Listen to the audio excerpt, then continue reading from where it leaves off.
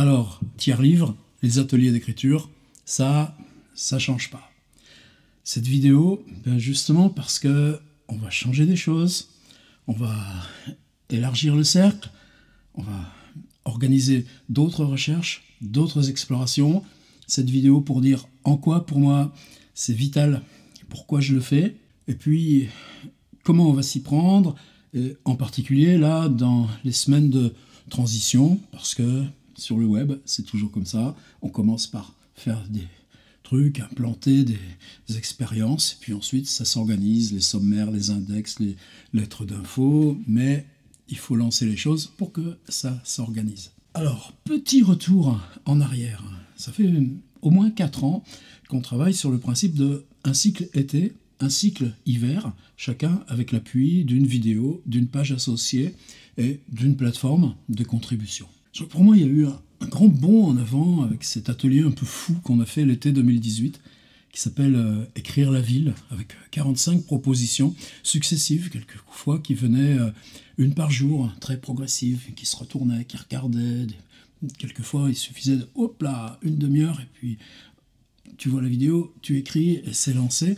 Et je pense que cet atelier nous a tous énormément surpris par le fait qu'il a engendré, presque pour autant de participants, que naissait une ville écriture, que naissait un projet personnel, forme livre, 4 ou 5 au minimum qui ont été publiés, hors l'atelier, sous le nom de leurs auteurs, avec des formes très très différentes, mais que s'est posée cette bascule de l'exercice, c'est-à-dire ce qu'on fait par le collectif, et puis du projet personnel.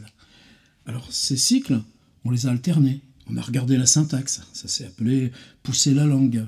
On a regardé les autres disciplines, photo, cinéma, danse, théâtre, et ça a donné le cycle « prendre ». On a retravaillé sur les questions narratives, en particulier le dernier qui s'appelait « outils du roman ». Et l'hiver dernier, ce que j'ai senti dans ce cycle « prendre », qui était très funambule, vraiment un cycle de recherche, et je pense que ça nous a tous profité, c'est qu'il fallait renouer en même temps avec ce qui est pour nous aussi l'ADN des ateliers.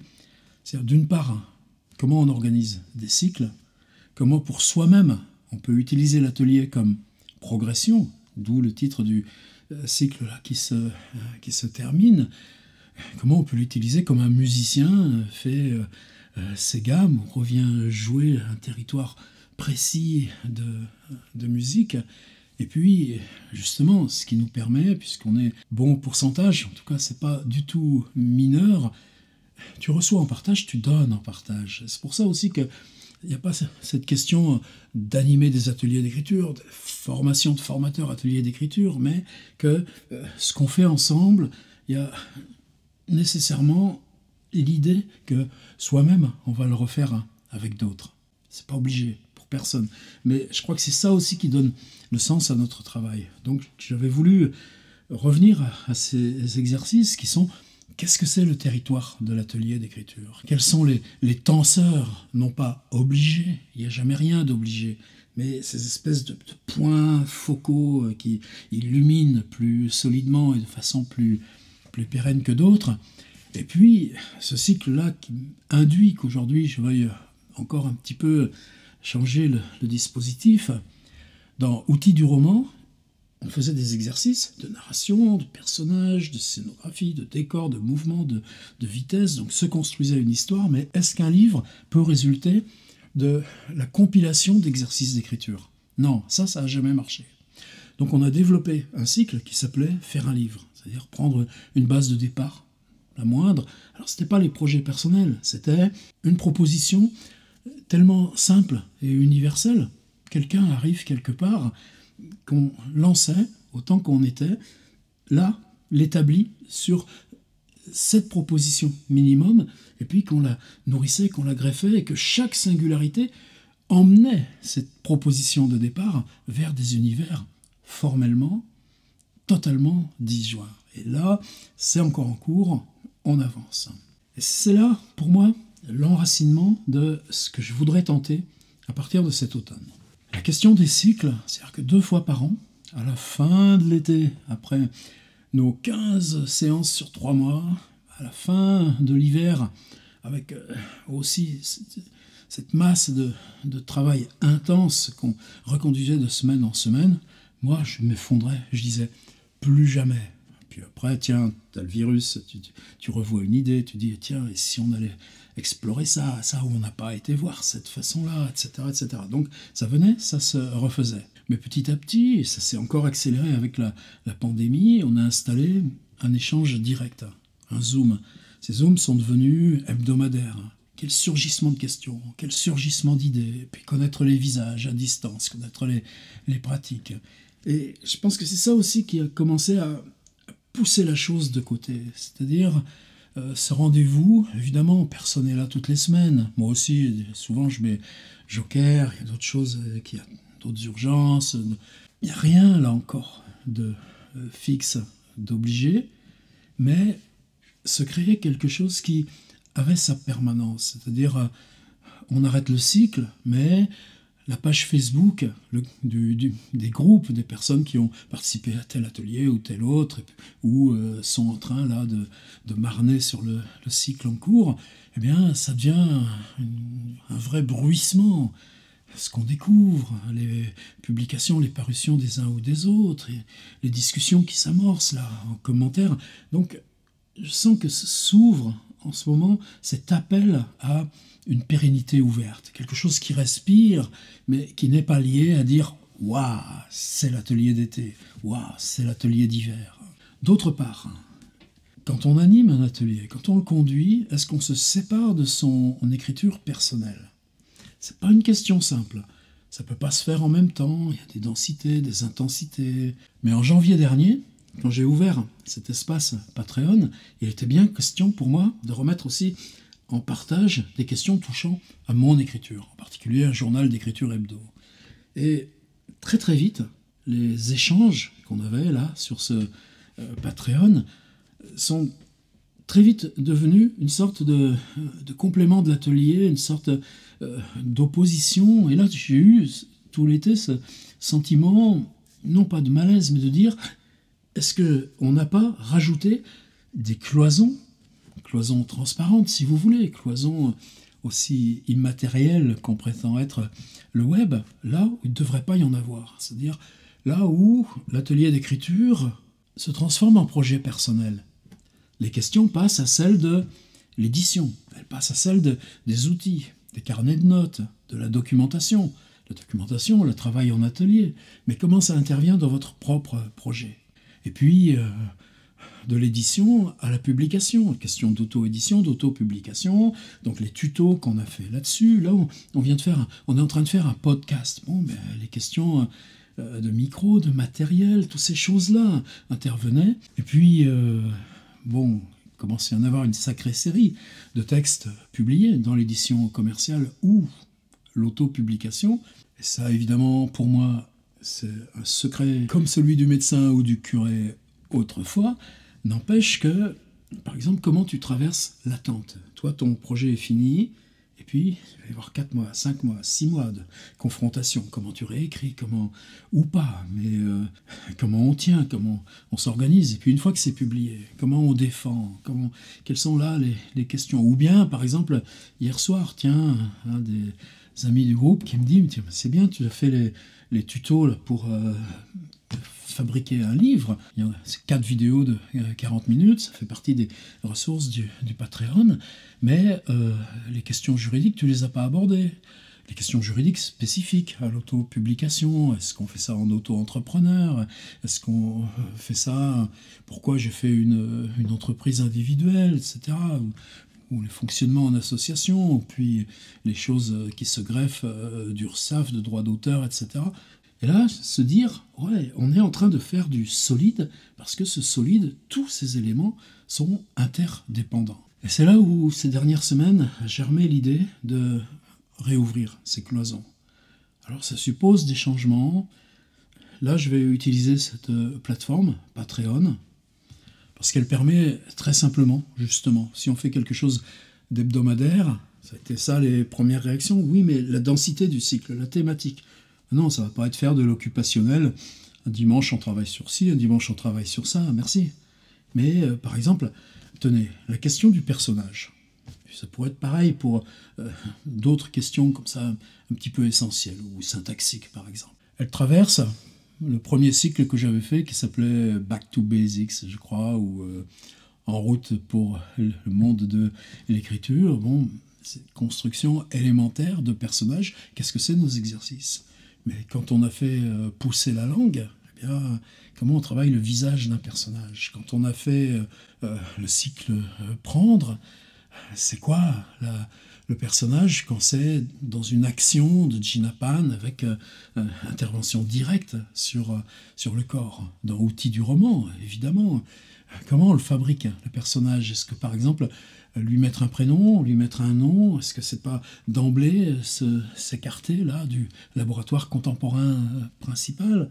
Alors, ce que j'ai envie, moi, de me donner comme liberté d'exploration, on s'interroge sur le personnage, eh bien on fait 3, 4 séances sur la question de personnage. On s'interroge sur qu'est-ce que le film, l'histoire du film, change à nos techniques de conduire le récit, explorer par exemple tous ces textes intermédiaires, le Nickel Stuff de Coltès, L'Homme Atlantique de Marguerite Duras, il y en a quelques autres évidemment, interroger ces textes qui sont à la fois film et récit, eh bien on se donne la liberté de le faire pendant 4-5 semaines, interroger la question du fantastique, ouais j'ai envie d'y revenir, peut-être que une semaine on se donne, aujourd'hui tous ensemble on s'y colle au fantastique. Alors là, vous voyez pour moi comment se dessine l'horizon du sens. C'est-à-dire, je crois qu'au bout de ces 4-5 ans à mener ces cycles, je crois que j'ai 140, 150 vidéos avec des propositions. D'un côté, je vais les rassembler. Le cycle Outils du roman, ou le cycle Recherche sur la nouvelle, tiens, qui était si beau, si audacieux comme ça. Eh bien, ce sera des modules. On téléchargera un PDF. Et sur ce PDF, il y aura les résumés des consignes et le lien particulier vers la vidéo. Et chacun pourra s'engager sur un cycle et travailler à son aise comme un outil de travail personnel. Idem sur ces 45 modules-là de écrire la ville. Ça, cet hiver, moi, je vais préparer ça. Alors ça, ce sera mon boulot à moi, parce qu'il y a aussi cette étape de dire, bon, on a accumulé ça en 4 ans, et tu le laisses se perdre là dans les archives de ton site. Non, il faut qu'on rende ça aussi vivant, ce sera des pôles, des points d'appui. La nouvelle vous intéresse, eh bien, le cycle Recherche sur la nouvelle, il sera là, téléchargeable, et faites-en votre miel, et ça n'empêche pas que dans les zooms, dans les partages, on revienne sur ces questions-là. Ou bien que, parce que un tel et un tel seront en train de travailler sur cette idée de nouvelle, qu'on se fasse, dans l'atelier hebdo, un spécifique nouvelle. Comment ça s'ouvre, comment ça se ferme, comment ça se développe, etc. Oh là là, il y a tellement de choses qu'on a encore à développer. Mais pour moi, fondamentalement, il y a l'idée, alors dans la plateforme de publication qu'on a utilisée cet été, donc chacun a son compte, et pour chaque proposition peut intervenir avec son exercice. On a aussi créé un petit espace, qui aujourd'hui est peut-être celui qui m'interroge le plus, où on a très discrètement la possibilité d'ouvrir par une liste de noms, c'est pas compliqué, ces embryons qui sont réactualisés à mesure de ces projets personnels, mis en page, au gré de chacun, avec l'exigence de chacun, mais qui sont ces livres en train de se développer. C'est totalement nouveau ce qu'on a fait. Alors, vous savez que sur Tierlivre, par exemple, il y a quelques années, j'avais fait lancer un espace qui s'appelait Nerval FR. C'était devenu une revue un peu plutôt mensuelle, mais bon, c'était fluctuant. En tout cas, sur 4 ans, il y a eu près de 600 textes publiés. Il est hors de question que j'élimine ces archives. J'en suis hyper fier de ce qui s'est passé là. Peut-être qu'aujourd'hui, il faut que ces espaces personnels, là, redeviennent sous forme de revues indépendantes sur le site. Et là aussi, cette question de l'atelier échange permanent avec ce Zoom où on parlera édition, outils d'édition, publication, écriture, atelier en cours, etc. Mais il faut que ça puisse respirer aussi avec ce que chacun développe personnellement, qui n'est pas forcément le livre d'ailleurs. Combien d'initiatives, soit graphiques, soit des perfs, soit des rencontres, il y a plein de choses qui sont en train de s'amorcer. On va se donner la souplesse de l'accompagner. D'autre part, il y a la question de la fréquence. Tout le monde ne fait pas tous les cycles en même temps. Ça voudrait dire quoi? Moi, j'ai toujours dit, le but d'un atelier d'écriture, c'est, avec les étudiants, c'est de construire qu'ils soient autonomes. Pourquoi on est aussi grincheux sur la lecture, et puis les textes de référence, et puis si tu veux lire, il y a aussi ça, etc. etc.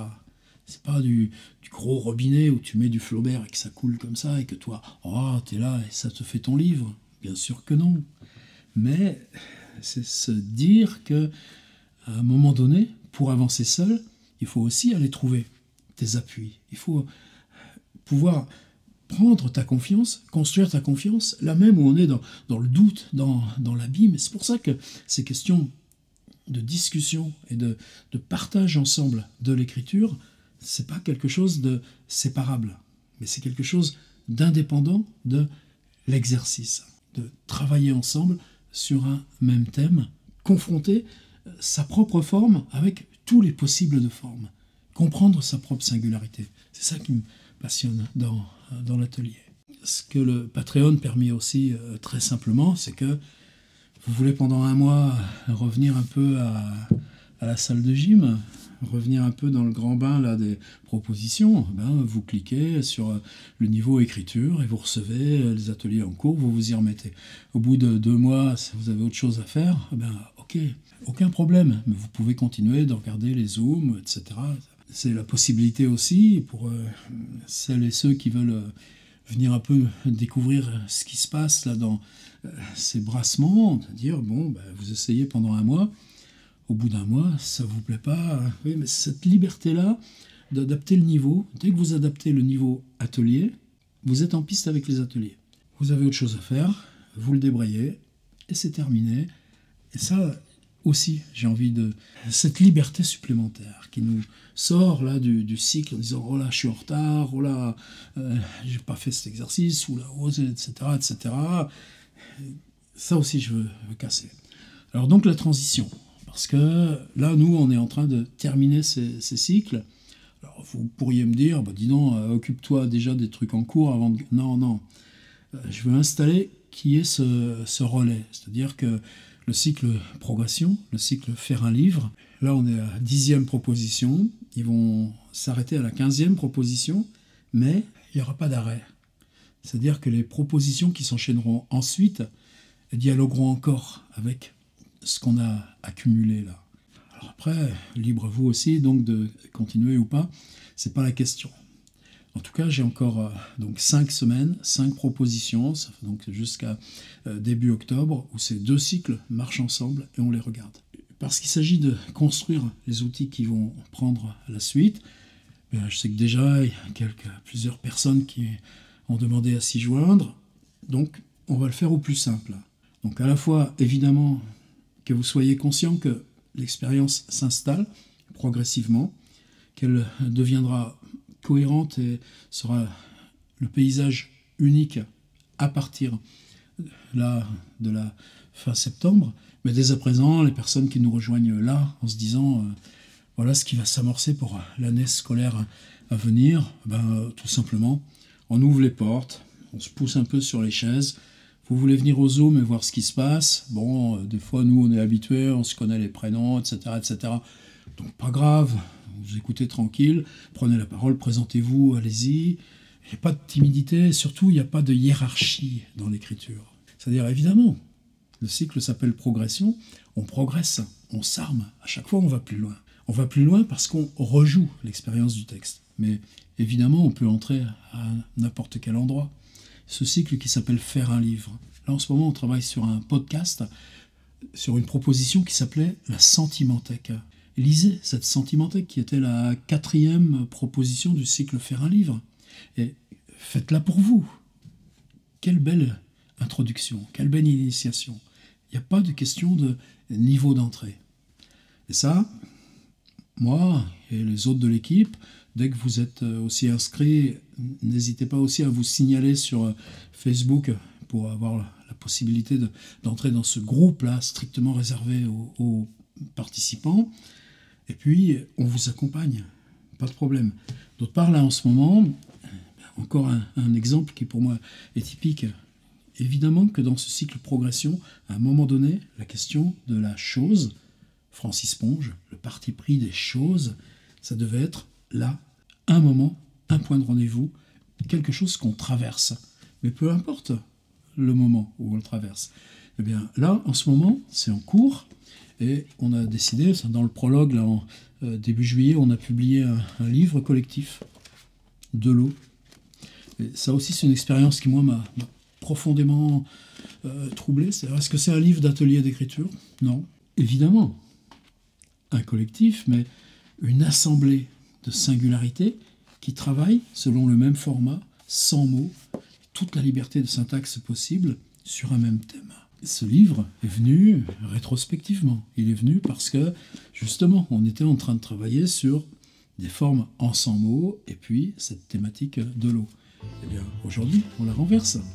Si on se dit qu'on va publier un autre livre, et puis qu'on va appeler ça une espèce de catalogue des objets au présent, allez voir ce qui est déjà publié. C'est en ce moment, eh bien, les quelques personnes qui, dès à présent, nous rejoignent, on vous invite à participer là, au livre. 10 jours, 15 jours à venir. Voilà, c'est en gros ce que je voulais dire. Le reste, ça se construira progressivement. Si vous nous rejoignez via le Patreon, un petit mail pour demander l'ouverture du compte sur la plateforme de publication. Elle va rester, ça ne va pas changer. Ce qui va changer après, début septembre, c'est que les vidéos seront toujours dans l'espace public de la chaîne, mais ce qui les accompagne, les documents ressources, etc., ce sera là, passage par le Patreon, etc. Tout ça va s'arranger, j'allais dire en famille. C'est un mot totalement déplacé ici. Pourtant, j'en ai pas d'autre. En tout cas, depuis le début, cette affaire-là, c'est une question de circulation, de liberté, de respiration. C'est ça qu'on va continuer, dans le même esprit, mais ça va nous permettre plus de risques aussi.